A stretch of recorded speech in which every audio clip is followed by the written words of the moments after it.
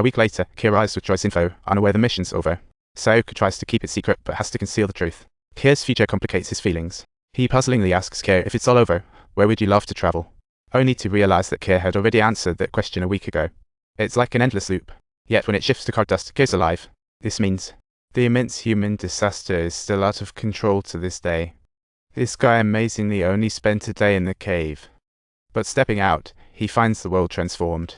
On the street, a truck loaded with bodies heads unknown passes by in masks, daring not to breathe. This instantly makes Kira realize the truth isn't good. Approaching the surveillance TV, he confirms his suspicion. He ultimately failed to halt the virus spread, leaving humanity in peril. Kira sees Sayaka on screen, realizing his immense pressure. Soldiers strictly guard street checkpoints. At that moment, a woman desperately pushes through the crowd, only to be shot dead by a soldier. Only those with antibodies can get through, and the virus spreads at a shocking pace. Kira, having antibodies himself, catches the attention of the soldiers. Next, an officer is ready to see her, but she is not permitted to reveal who that mysterious person is. In Kira's time, this place has already turned to ruins. Watching the remnants of history slowly fade away, Kira feels a whirlwind of emotion. Walking down the hallway into the lab, he unexpectedly finds Sayaka. What a surprise. Through their conversation, Kira learns that Sayaka had been on site during the 2015 Troy incident, but couldn't find Kira. Yet today in 2017, they meet again. It's like something out of a story. This makes Kira wonder if he accidentally time-traveled, but the details are still murky. In 2043, Jinji retrieves Kira from Troy mission, but time machine malfunctions. This is why Kira unexpectedly lands in 2017. If they don't fix it quickly, he might get lost in time for. Jinji finds Dr. Carl, who also wants to save the world, but with a slightly different approach. Carl's plan is to develop a vaccine to rid people of pain, while Jinji wants to rewrite history and snuff the virus in his cradle. Talk about a clash of ideas. Due to their conflicting views, they don't get along, and after persuasion, Jinji decides to stop. That night, Jinji leads the troops to swiftly capture Carl's hideout, and before long, they manage to fix the time machine. But Ram's betrayal sends the situation spiraling downward again. He unexpectedly reunites with his wife in Carl's lab and learns he has a bonus son. Realizing that if Jinji's plan works, the world will utterly collapse and everything will start over from scratch. More importantly, his son might vanish into thin air. He hardly has a say in this era, forcing Jinji to send him back to the past. And this decision will trigger a huge plot twist in the entire series.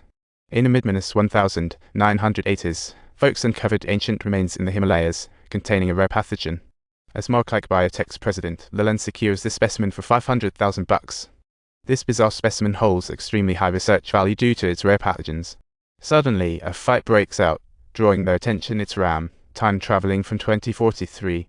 Unbelievable. Once brothers, now enemies, this conflict stems from their differing stances. At a pivotal moment, the man behind them intervenes. This guy is no ordinary fellow, he's a local billionaire, deeply offended. As a result, he tosses a knife. Look at that showdown. This time, they really need to make a decision. Leland, standing nearby, never expected that this injured person would send him away 28 years later. The battle ends, and everything seems destined, but far away in 2043, Jinji realizes Kira's situation is dire.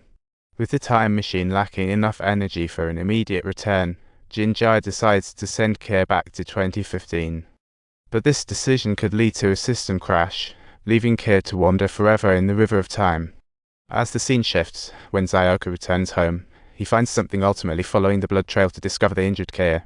To save his life, Sayaka seeks out Jinji in 2015 and explains everything that's happened. However, at that time, Jinji was still just a physicist, and the time machine's creation was stuck in theory. But when Sayaka presents crucial data, he realizes this woman isn't lying. The information she provided included key data he had never revealed, awakening him as if from a dream.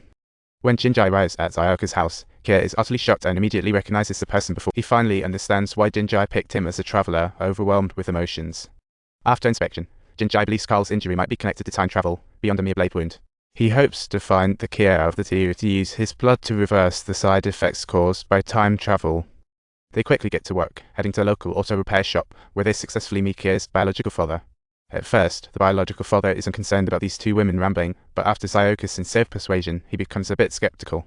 Though never seeing grown-up Kira, the emotions in his eyes confirm the person before him is his son. Since his mother abandoned him, his father's been Kira's only support. This meeting leaves him profoundly touched.